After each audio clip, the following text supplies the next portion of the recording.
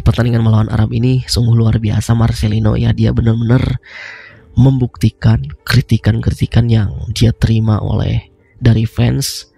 Mental dia benar-benar terbentuk berawal dari Piala Asia U23 beberapa bulan lalu. Benar-benar dia dihujat habis-habisan, dikritik habis-habisan, dan dicibir habis-habisan, baik itu di medsos maupun oleh para pengamat, dikritik. Dan benar-benar dia ditempa dari situ ya, ditempa oleh kritikan, ditempa oleh cibiran, dan ditempa oleh hujatan. Assalamualaikum warahmatullahi wabarakatuh. Salam sobat hobi bola.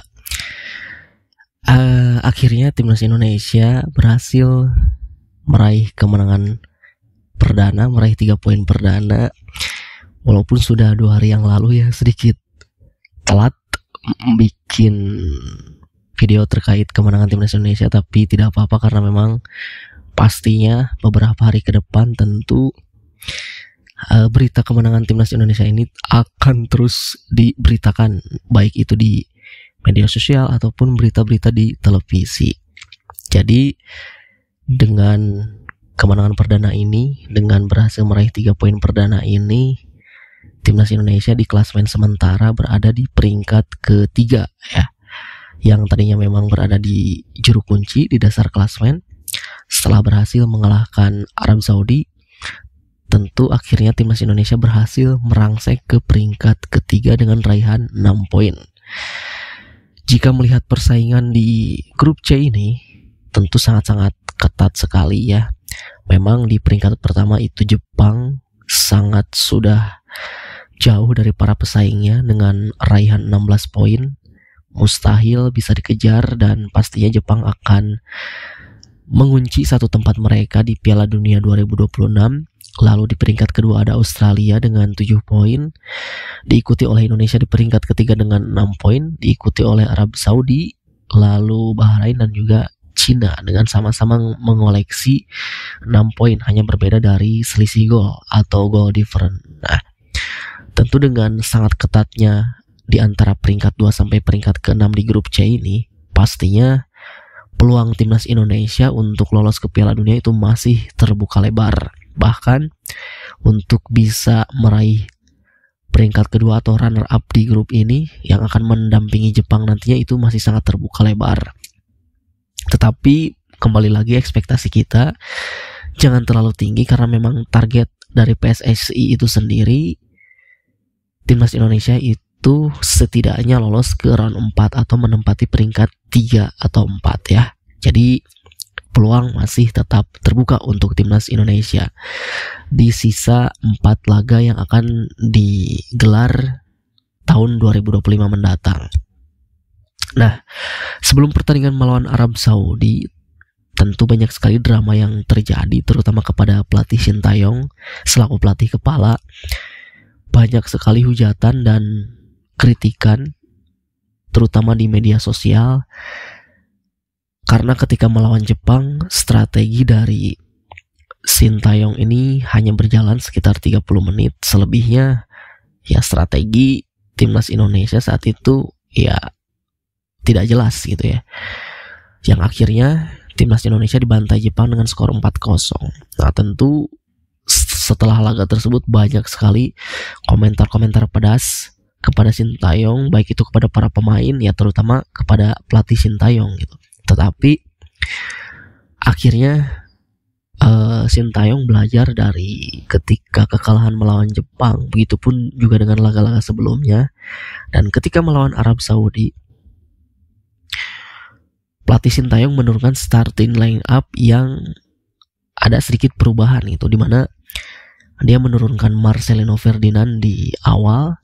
Walaupun kita lihat di layar kaca secara formasi itu masih sama ya, 3-4-3, tetapi secara gameplay itu bisa berubah menjadi 3-5-2, 5-4-1 atau 3-6-1 bahkan ya. Jadi Sintayong ini memberikan peran kepada Marcelino, itu dia diberikan tugas bebas Marcelino di lini tengah dan depan.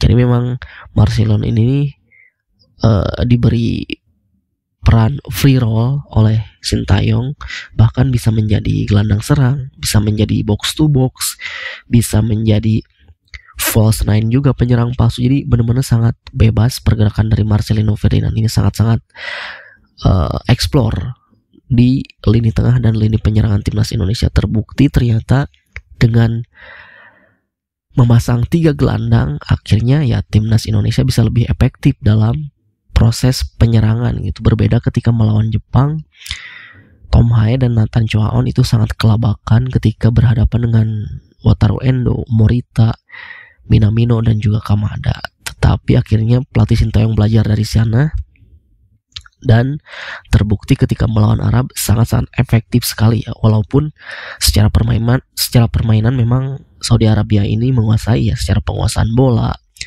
dan secara passing pun mereka sangat menguasai, tetapi secara efektivitas itu timnas Indonesia lebih unggul dari Arab Saudi. Terbukti 2 gol dari Marcelino, gol yang sangat dingin sekali, luar biasa. Di malam itu Marcelino benar-benar sangat-sangat bagus sekali performanya, dan apalagi di selebrasi gol yang kedua itu sangat ikonik sekali pastinya ya. Sampai saat ini, sampai hari ini, setelah 2 hari pertandingan, foto-foto selebrasi dari Marcelino itu masih banyak beredar. Itu foto yang sangat mahal sekali ya. Nah, jadi memang peran 3 gelandang di timnas Indonesia ini benar-benar sangat terlihat sekarang ya. Jadi ketika timnas Indonesia melakukan serangan balik pun, seperti Ragnar ataupun Calvin Verdong ataupun Yakob Sayuri, ketika melakukan serangan balik melalui sayap itu tidak kebingungan bola akan dipasing ke siapa. Nah, setelah adanya Marcelino tentu itu menjadi banyak pilihan nantinya. Rafael Strike nanti membuka ruang untuk memancing pertahanan lawan, begitupun juga Marcelino nanti yang akan merangsek juga ke pertahanan lawan. Jadi benar-benar strategi ini sangat jitu. Mudah-mudahan pelatih Sintayong dan tim analis ini melihat bahwa memang timnas Indonesia ini sangat efektif sekali dengan memasang 3 gelandang gitu. Apalagi nanti ketika melawan Australia ya. Jadi tentu Marcelino Ferdinand ini didapuk sebagai man of the match ya, sangat luar biasa, sangat layak sekali. Tetapi juga seluruh pemain yang diturunkan oleh Sintayong itu sangat-sangat luar biasa performanya. Martin Paes di bawah mister gawang tampil oke. Lalu 3 center back kita sangat solid ya.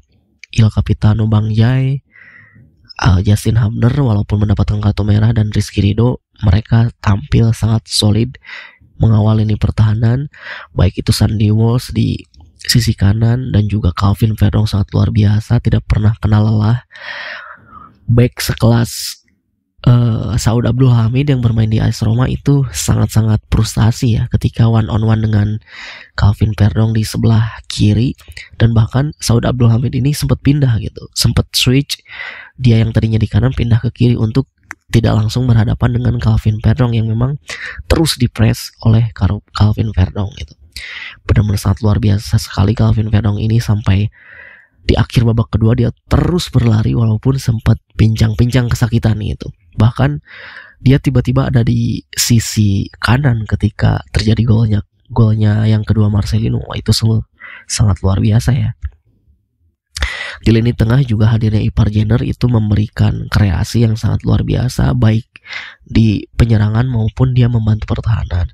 Dan Trisula Maut di depan, Ragnar, Rafael Strike dan Marcelino ini sangat-sangat efektif ya. Jadi semuanya ini layak menjadi pemain terbaik, tetapi itu disempurnakan oleh Marcelino Ferdinand yang terpilih menjadi man of the match. Sangat layak sekali ya. Dan tentu dengan raihan 6 poin ini, timnas Indonesia itu menjadi tim terbaik di antara negara-negara ASEAN yang pernah tampil di kualifikasi Piala Dunia round 3 dengan capaian poin terbanyak itu dibandingkan Thailand, Vietnam, dan Singapura. Bahkan timnas Indonesia masih bisa berpeluang untuk menambah poin karena memang masih ada beberapa laga tersisa, yaitu 4 laga tersisa ya, 2 home dan 2 away nantinya. Mudah-mudahan di tahun depan, tahun 2025, 2 kali laga home ini bisa disapu bersih oleh timnas Indonesia, dan tentu peluang untuk lolos ke round 4 itu ya sangat-sangat terbuka lebar. Bahkan lolos ke mendampingi Jepang sebagai runner up pun itu masih sangat terbuka bagi timnas Indonesia. Tetapi sekali lagi ekspektasi kita dikondisikan ya. Jadi di pertandingan melawan Arab ini sungguh luar biasa Marcelino ya. Dia benar-benar membuktikan kritikan-kritikan yang dia terima dari fans.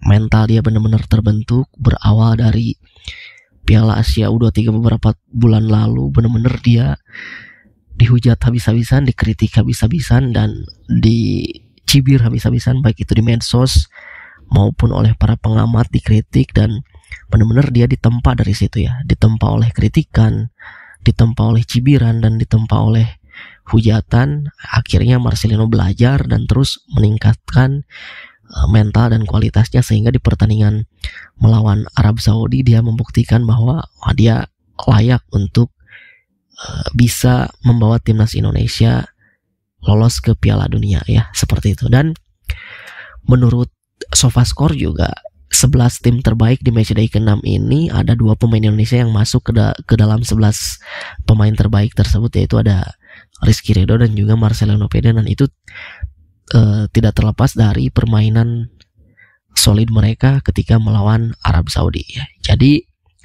kita dukung terus, kita support terus, kita nantikan perjuangan timnas Indonesia tahun depan. Dan di sisa tahun ini tentu timnas Indonesia rehat dulu, mereka fokus ke masing-masing klubnya masing-masing. Jadi kita tunggu nanti bulan Maret tahun depan ya.